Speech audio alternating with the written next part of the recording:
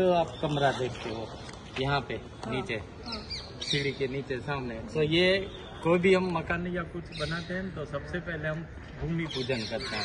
भूमि पूजन के बाद एक खिला ठोकना रहता है। तो पूरा पृथ्वी जो है शेषनाग के ऊपर है, खिला यहाँ लगना चाहिए। तो उसी टाइम खिला सही लगा पूजा के बाद, लेकिन किसी ने बताया कि खिला सही नहीं लगा। जैसे खिला खींचा तो वहाँ से लहू का फुहारा निकला, तुरंत उसी जगह पे लगा दिया।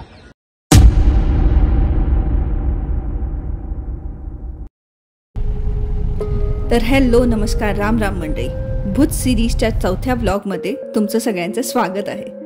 आज आपण चाललेलो आहोत प्राग महल बघायला, जे भुजमधलं सगळ्यात मोठं महल आहे.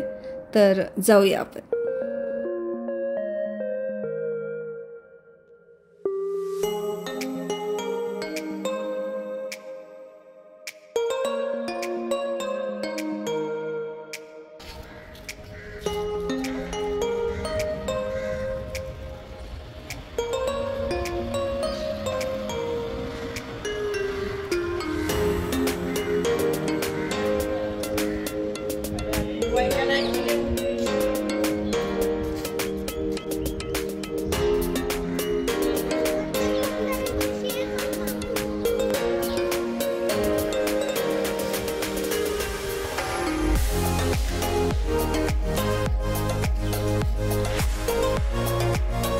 इटालियन गॉथिक आर्किटेक्चर असलेलं हे पॅलेस 19th सेंचुरीमध्ये बांधलं गेलं होतं.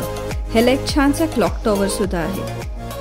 राव क्रागमलजी सेकंड म्हणजेच दुसरे यांनी हे 1865च्या दरम्यान बांधायला घेतलं होतं. कर्नल हेनरी स्टेन क्लेअर विल्किन्स यांनी हे डिझाईन केलेलं होतं आणि 1879च्या दरम्यान हे पूर्णपणे कंप्लीट झालं. आत्ता समोर जे पॅलेस बघताय तुम्ही ते प्राग महल पेक्षा वेगळं म्हणजे राणी महल. हे प्राग महलच्या अगोदर बांधलं गेलेलं होतं आणि हे राजस्थानी आर्किटेक्चर आहे. एकाच कंपाऊंडमध्ये 3 वेगवेगळे पॅलेसेस आहेत. एक आहे प्राग महल, एक आहे राणी महल आणि तिसरं आहे आईना महल.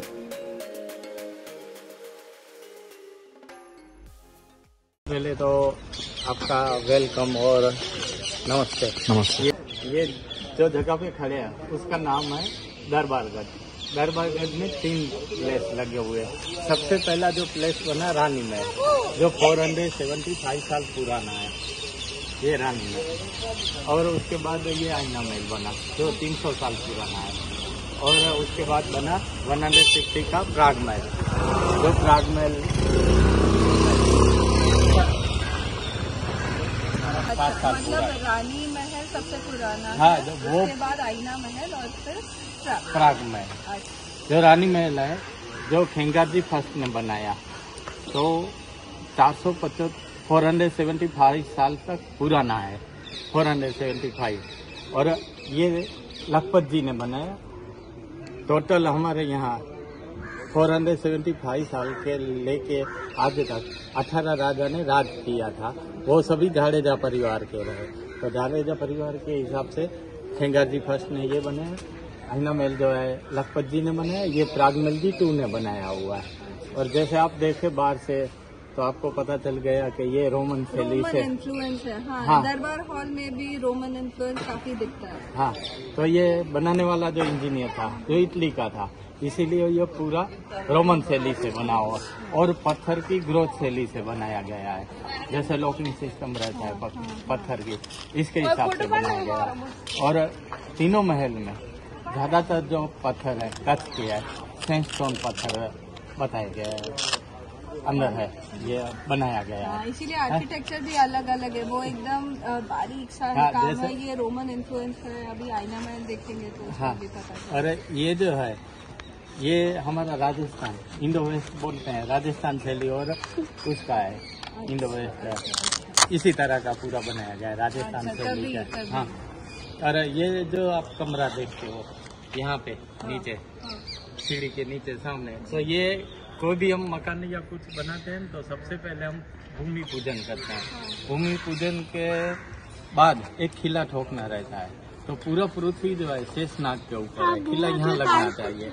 तो उसी टाइम खिला सही लगा पूजा के बाद, लेकिन किसी ने बताया कि खिला सही नहीं लगा. जैसे खिला खींचा तो वहाँ से लहू का फुहारा निकला, तुरंत उसी जगह पे लगा दिया। तो स्नेक था वो आगे चला गया था, उसके पूंछ के ऊपर कीला लग गया। तब से लेके आज तक ये कच्छ पूरा हिल रहा है। जैसे 1819 में भूकंप आया था, सिंधु नदी कच्छ में बह रही थी जो पाकिस्तान चली गई। उसके बाद 1956 में भूकंप आया, जो अंजार हमारा विलेज था वो डैमेज हो गया। और 2001 में भूकंप हुआ, पूरा कच्छ खलास हो गया था। ये बताया गया है, इसकी वजह से ऐसा माना जाता है। और स्टोर भी है। तो ये खिली पूजन का कमरा है हमारा। अच्छा, तो ये खुलता है? हाँ, पूजा के लिए रोज खुलता है, लेकिन पब्लिक के लिए अलाउड नहीं है। और खास साल में एक बार, जिसे यहाँ पे स्थापना हुई 1605 और मागसर सुद पांचम के दिन, तभी ये भूमि पूजन हुआ था। और किला भी आज वहीं पे लगा हुआ है। तो ये अंदर की ओर है। और एक स्टोरी ये आईना महल में भी बताई गई है। आता आपण प्राग महलमध्ये आत चाललेलो आहोत। मोठ्यांसाठी तिकीट 60 रुपये आणि लहान मुलांसाठी 30 रुपये। फोटोग्राफी आणि व्हिडिओग्राफी फोनवर फ्री ऑफ कॉस्ट आहे। तुम्ही जर कॅमेरा घेऊन करणार असाल तर 100 रुपये।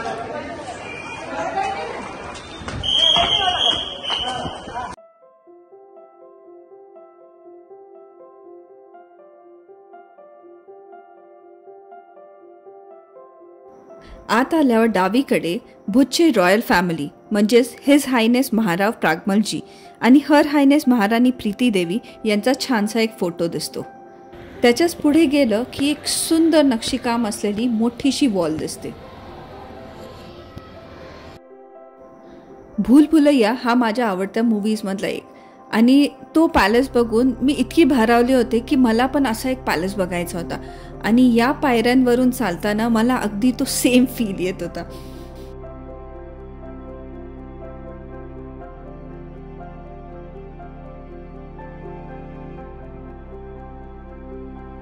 वर चढून गेलो आणि आम्ही डायरेक्ट पोचलो तर तिथल्या दरबार हॉलमध्ये।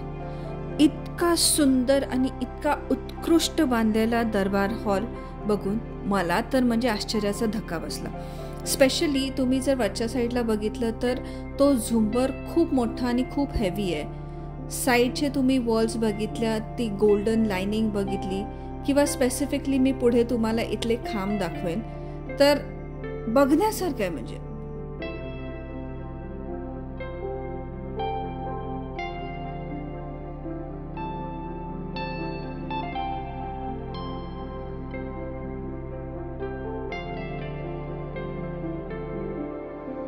मी जसं तुम्हाला अगोदर सांगितलं होतं, हा महल बांधताना तो इटालियन गॉथिक आर्किटेक्चरच्या हिशोबाने बांधलेला आहे। त्यामुळे खांबाच्या वर दिसणारे जे काय शिल्प आहेत ते इंडियन कल्चरशी मेळ खाताना नाही दिसणार।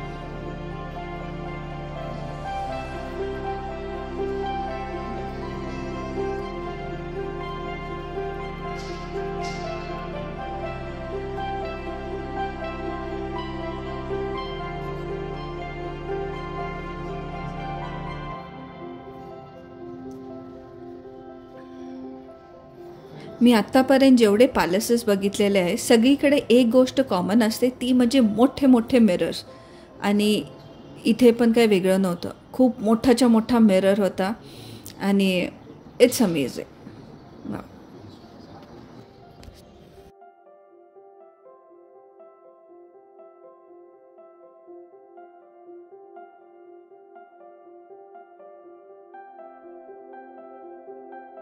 बघितला तर इथे रानडुकराची सोयी आहेत, म्हणजे भरपूर सारे आहेत।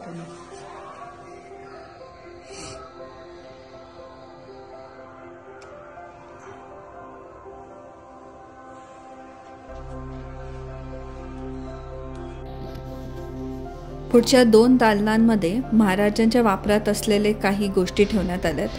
त्यात या 2 मोठ्या पालख्या आणि जसं मी मगाशी तुम्हाला दाखवलं छोट्या छोट्या वस्तू आहेत, जसे की रानडुकराचे सुळे किंवा पूर्वी मारलेले ॲनिमल्स, स्टफ्ड ॲनिमल्स, जुने फोटोग्राफ्स। तर असं बरंच काही तुम्हाला या 2 दालनांमध्ये बघायला मिळतं।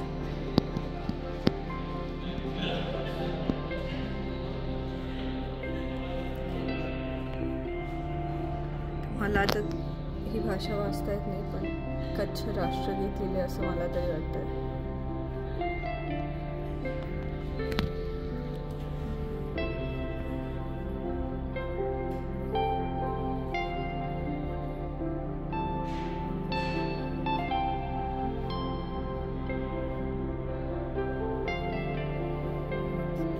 या पॅलेसची अजून एक खासियत म्हणजे इथे असलेला क्लॉक टॉवर.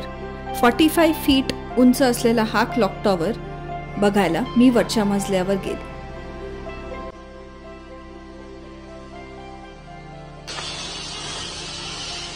फुल आर्टने भरलेली गॅलरी आहे.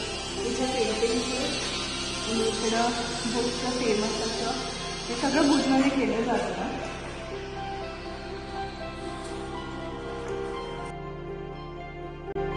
2001 मध्ये झालेल्या भुजच्या भूकंपामध्ये या महलला खूप हानी पोचली होती. त्याच्यानंतर 2006 मध्ये इथे एक मोठी चोरी झाली होती, ज्यात करोडोंचे अँटिक्स इथून चोरीला गेले होते. त्यामुळे हा महल बरेच वर्ष बंद होता. पुढे अमिताभ बच्चनजी यांनी पुढाकार घेतला आणि त्यानंतर रॉयल फॅमिलीच्या मदतीने हा महल सगळ्यांसाठी पुन्हा खुला करण्यात आला. सगळे या महलवर जे जे कार्विंग्स आहेत ते सगळ्या कार्विंगचे फोटोज आहेत आणि खूप एकदम बारीक नक्षीकाम आहे. हे सगळे खांबांवरचे. हे आपले खास बघायला मिळाले.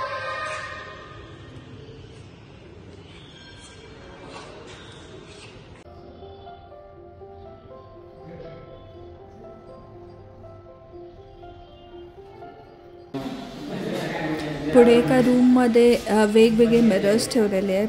लाईक नॉर्मली तुम्ही कुठल्या तरी फेअरमध्ये वगैरे गेला, जत्रेत गेला की जसं असतं. सो मला तो कॉन्सेप्ट नाही कळाला की असे मिरर्स इथे का लावले गेले आहेत, but what's ever me enjoy केलं. आणि आता आपण चाललेलो आहोत महलच्या सेकंड बेस्ट पार्टकडे. दरबार हॉल फर्स्ट होता आणि सेकंड म्हणजे तो क्लॉक टॉवर. इकडे गेला आणि तुम्ही पूर्ण बाजूचा परिसर बघितला ना, अमेझिंग व्ह्यू आहे. म्हणजे समोरचा राणी महल ज्याच्यावर असलेलं छोटे छोटे कार्विंग्स आणि नक्षीकाम म्हणजे खूप छान दिसतात. आणि संध्याकाळचं आल्यामुळे पूर्ण आकाश छान दिसतं. बाजूचा आईना महलचा थोडासा परिसर दिसतो आपल्याला, पक्षी उडताना दिसतात. सो खूप सुंदर जागा आहे, शांतता आहे आणि एक वाईब असते, एक जुनी वाईब ती इथे मला जाणवली. या सुंदर अशा महलची झलक तुम्हाला वेगवेगळ्या मूवीजमध्ये पण बघायला मिळेल. स्पेशली लगानमध्ये तुम्हाला लगेच लक्षात येईल की तो प्राग महल आहे.